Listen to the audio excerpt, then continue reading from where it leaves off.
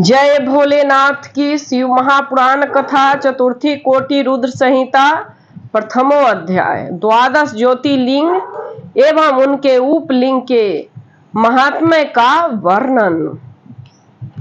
जो निर्विकार होते हुए भी अपनी माया से विराट विश्व का आकार धारण कर लेते हैं, स्वर्ग तथा अपवर्ग जिनके कृपा कटाक्ष के वैभव बताए जाते हैं, तथा योगी जन जिन्हें सदा अपने हृदय के भीतर आत्मज्ञान नंद स्वरूप में देखते हैं, उन तेजोमय भगवान शंकर को, जिनका आधा शरीर शैलराज कुमारी पार्वती से सुशोभित है, निरंतर मेरा नमस्कार है, नमस्कार है, नमस्कार है।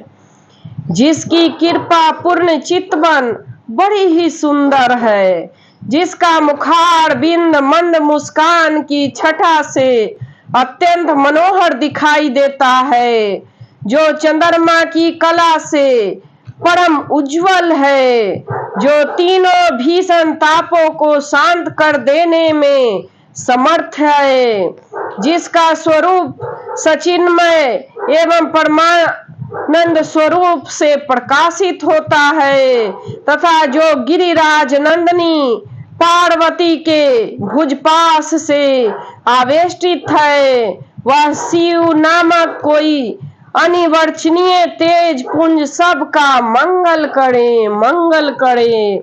ऋषिगण बोले, हे सूत, आपने लोक का कल्याण करने के निमित्त अनेक प्रकार के आख्यानों से युक्त शिव जी के अवतारों का महात्म्य भली भांति कहा है। अभेतात आप शिव जी के लिंग संबंधी महात्म्य का प्रेम पूर्वक वर्णन कीजिए। हे शिव भक्तों में श्रेष्ठ, आप धन्य हैं। हे प्रभु, आपके मुख कमल से शिव के अमृत रूप मनोहर यश को सुनते हुए हम लोग तृप्त नहीं हुए, अतः उसी को फिर से कहिए। इस पृथ्वी के सभी तीर्थों में जितने शुभ लिंग है, अथवा इस भूतल पर अन्यंत्र जो प्रसिद्ध लिंग स्थित है, हे व्यास शिष्य, लोकहित के कामना से परमेश्वर शिव के उन सभी दिव्य लिंगों का वर्णन कीजिए, वर्णन कीजिए। सूत जी बोले, हे ऋषिवरों, आप लोग के हित की कामना से अच्छी बात पूछी है, अतः हे द्विजों, आप लोगों के स्नेह से मैं उन लिंग का वर्णन करता हूँ। हे मुने, शिव जी के संपूर्ण लिंगों की कोई निश्चित संख्या नहीं है, निश्चित संख्या नहीं है, क्योंकि यह समस्त पृथ्वी लिंगमय है और सारा जगत ही लिंगमय है। सभी तीर्थ लिंगमय है, सारा प्रपंच लिंग में ही प्रतिष्ठित है। यद्यपि उनकी कोई संख्या नहीं है, फिर भी मैं कुछ लिंगों का वर्णन कर रहा हूँ। इस जगत में जो कुछ भी दृश्य देखा जाता है, कहा जाता है और मन से स्मरण किया जाता है, वह सब शिव स्वरूप ही है। शिव के अतिरिक्त अन्य कुछ भी नहीं है। फिर भी श्रेष्ठ ऋषिगण, इस पृथ्वी पर जितने भी दिव्य लिंग है, जैसा कि मुझे ज्ञात है, उनको मैं बता रहा हूँ। आप लोग प्रेम पूर्वक सुनिए। पाताल में, स्वर्ग में एवं पृथ्वी पर सभी जगह शिवलिंग है, क्योंकि देवता, असुर एवं मनुष्य ये सभी शिव जी का पूजन करते हैं। हे महर्षियों, शिव जी ने लोगों के कल्याणार्थ ही लिंग रूप से हैं। हे महर्षियों, शिव के लोकों के कल्याणार्थ ही लिंग रूप से देव, मनुष्य तथा दैत्यों के सहित इस समस्त त्रिलोकी को व्याप्त कर रखा है।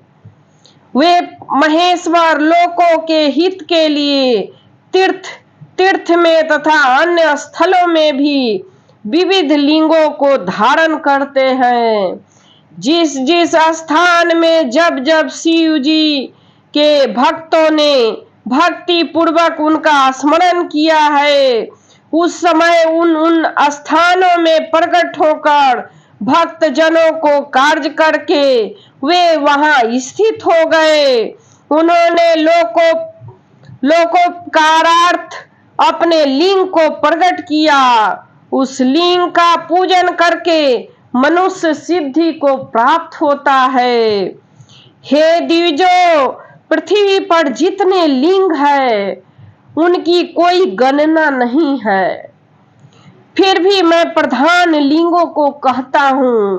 प्रधान लिंगों में जो विशेष रूप से मुख्य लिंग है उनको मैं कहता हूँ, जिनके सुनने से मनुष्य उसी समय पापों से मुक्त हो जाता है।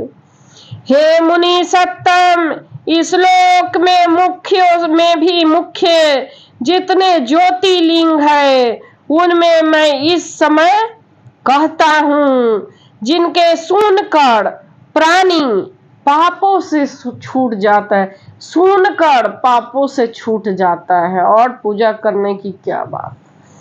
सौराष्ट्र में सोमनाथ, श्री शैल पर मल्लिकार्जुन, उज्जैन में महाकालेश्वर, ओमकारेश्वर क्षेत्र में परमेश्वर, हिमालय पर केदार, डाकनी में भीम शंकर, वाराणसी में विशेश्वर, गौतमी नदी के तट पर त्र्यंबकेश्वर, चिताभूमि में बैजनाथ, दारुका वन में नागेश, सेतु बंध में रामेश्वर तथा शिवालय में घुमेश्वर नामक ज्योतिर्लिंग है।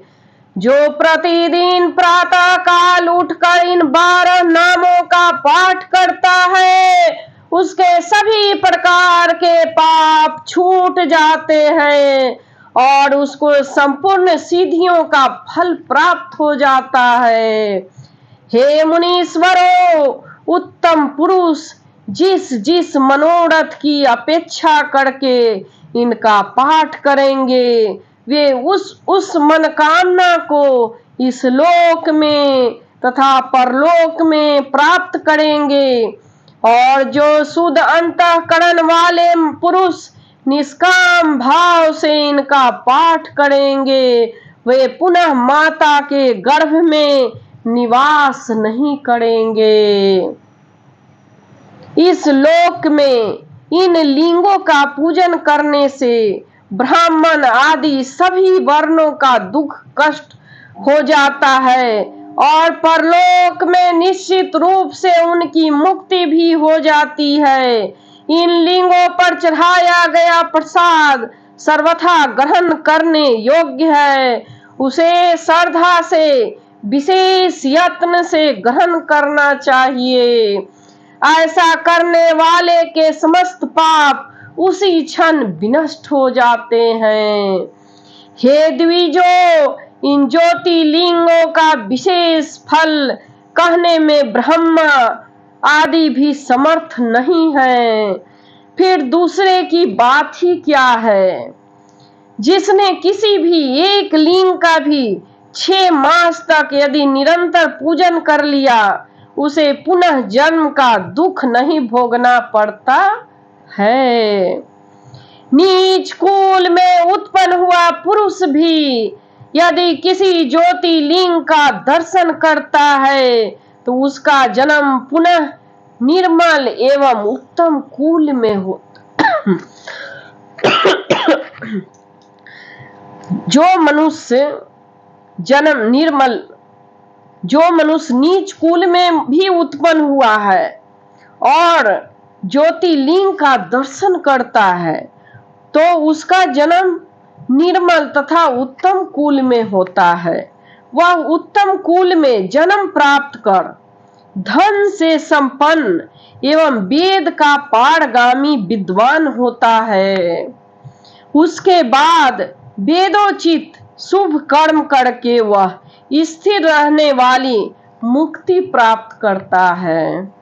हे मुनीश्वर, म्लेच्छ, अत्यंज अथवा नपुंसक कोई भी हो, वह ज्योतिर्लिंग के दर्शन के प्रभाव से द्विज कुल में जन्म लेकर मुक्त हो जाता है। इसलिए ज्योतिर्लिंग का दर्शन अवश्य करना चाहिए। हे मुनि सत्तम, मैंने संक्षेप में ज्योतिर्लिंग फल का वर्णन किया। अब इनके उपलिंगों को सुनिए। मही नदी तथा सागर के संगम जो अंतकेश नामक लिंग स्थित है, वो सोमेश्वर का उपलिंग कहा जाता है। भृगु कच्छ में स्थित परम सुखदायक रुदेश्वर नामक लिंग ही मल्लिका अर्जुन में प्रकट हुआ उपलिंग कहा गया है। नर्मदा के तट पर महाकाल से प्रकट हुआ दूधेश्वर नाम से प्रसिद्ध उपलिंग है, जो संपूर्ण पापों का विनाश करने वाला है। ओमकारेश्वर संबंधी उपलिंग कर्दमेश्वर नाम से प्रसिद्ध तथा बिंदु सरोवर के तट पर स्थित है और यह संपूर्ण कामनाओं को फल देने वाला है। यमुना के तट पर केदारेश्वर से उत्पन्न भूतेश्वर नामक उपलिंग स्थित है, जो दर्शन एवं पूजन करने वाले के लिए महापाप नाशक कहा गया है। सह पर्वत पर स्थित भीमेश्वर नामक लिंग के भीम शंकर का उपलिंग कहा गया है। वह प्रसिद्ध लिंग महान बल को बढ़ाने वाला है। विशेश्वर से उत्पन्न लिंग शरणेश्वर नाम से प्रसिद्ध हुआ। तर्मकेश्वर से सिद्धेश्वर लिंग प्रकट हुआ और बैजनाथ से बैजनाथ नामक लिंग का प्रकट हुआ। मल्लिका सरस्वती के तट पर स्थित एक अन्य भूतेश्वर नाम ही शिवलिंग नागेश्वर से उत्पन्न उपलिंग कहा गया है, जो दर्शन मात्र से पापहारी है। रामेश्वर से जो प्रकट हुआ वह गुप्तेश्वर, घुमेश्वर से जो प्रकट हुआ वो व्याघ्रेश्वर कहा गया है। हे ब्राह्मणों, इस प्रकार मैंने ज्योतिर्लिंग तथा उनके उपलिंगों का वर्णन किया। ये दर्शन मात्र से पापों को दूर करने वाला तथा संपूर्ण मनोरथों को सिद्ध करने वाला है। हे ऋषि श्रेष्ठ, ये प्रधान लिंग तथा उनके उपलिंग मुख्य रूप से प्रसिद्ध है। अब अन्य प्रसिद्ध लिंगों को भी सुनिए। जय भोलेनाथ की शिव महापुराण कथा कोटि रुद्र संहिता प्रथम अध्याय समाप्त। कथा सुनकर कमेंट बॉक्स में ओम नमः शिवाय लिखकर असीम आनंद प्राप्त करें। जय भोलेनाथ की, जय भोलेनाथ।